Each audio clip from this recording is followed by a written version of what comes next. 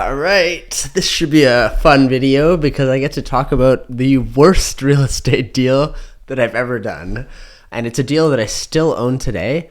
In fact, this is the worst investment I've ever made. So I'm going to share about it and all the things that went wrong and all the mistakes I made.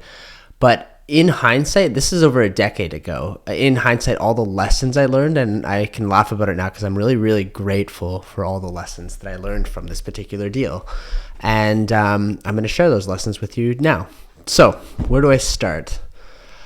Okay, let's start at the beginning. So in 2011, I was still in school studying finance, and I started my painting company while I was a student.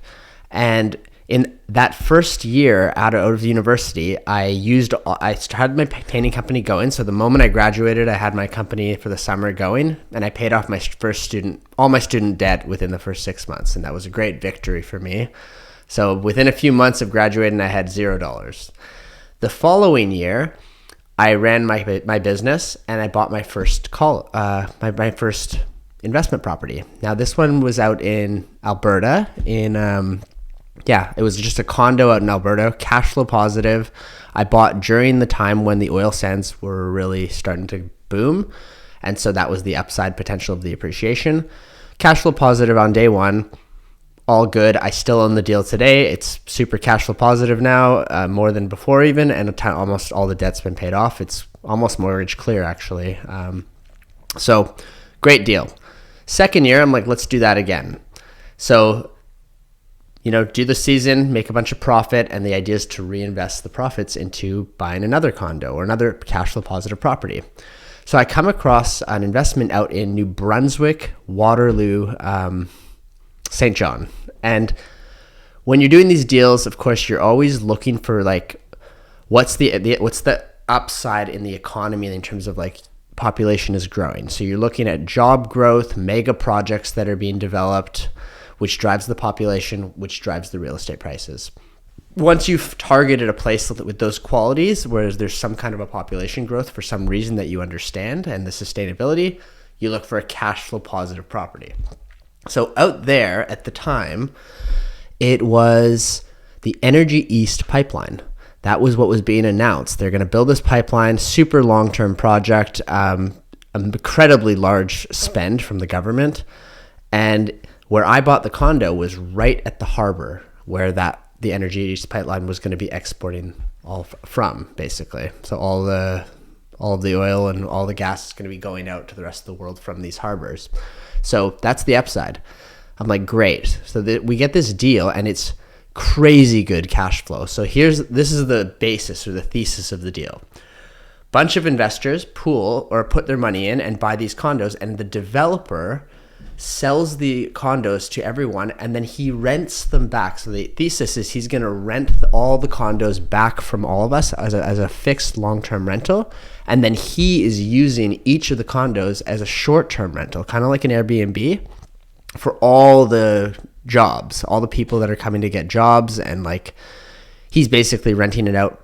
I'll give you the numbers, but it was $1,700 about in rent to us as a fixed rent, and I believe my expenses, including mortgage, was about $900 or $950 or something. So I'm making a really healthy cash flow. Cash on cash return is unbelievable.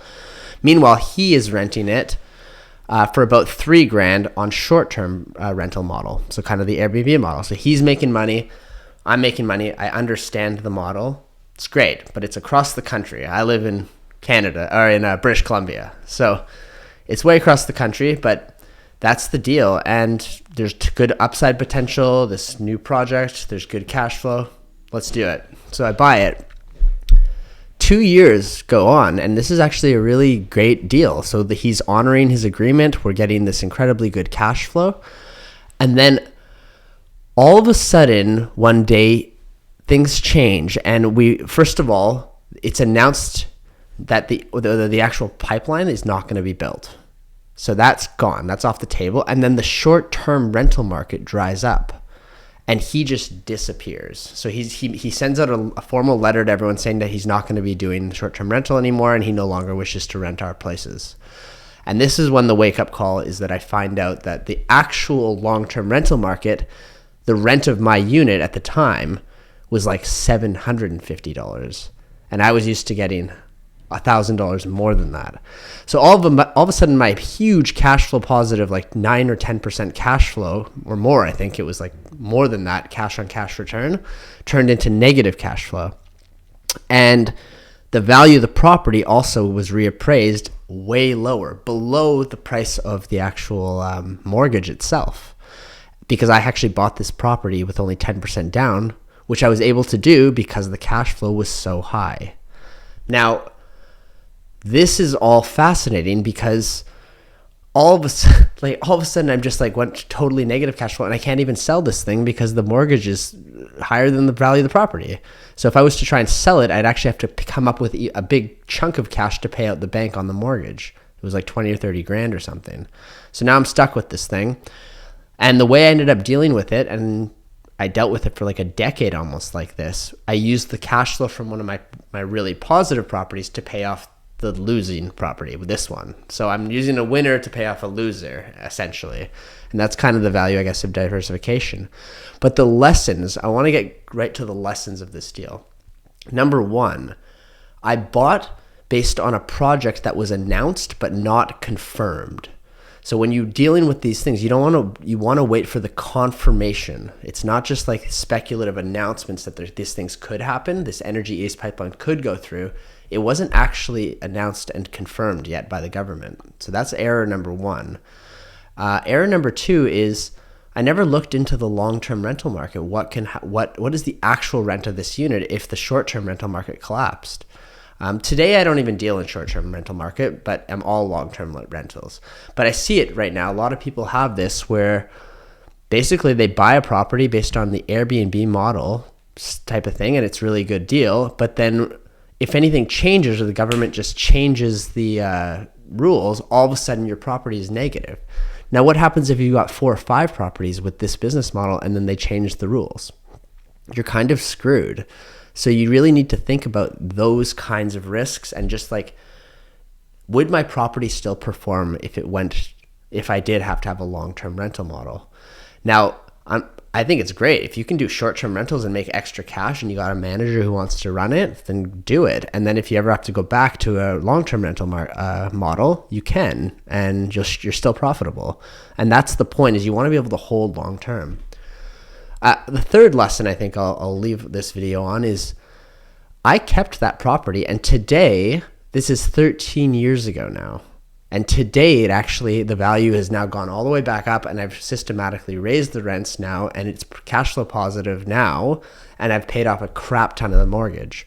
But for a while, I was losing about $350 a month times 12 months, so yeah, a lot. $4,000 a year negative cash flow for 10 years. That's $40,000 of negative cash flow over the a little bit more than probably $45,000 of negative cash flow. So not ideal at all. But now I've learned this lesson, so I'm so much more detailed in my due diligence now, and that has made me so much better of an investor over time. And I'm really happy with these lessons now. So the expensive lessons to pay for, but worth the investment. And they're now a gift for me because I'm a better investor and business person because of it.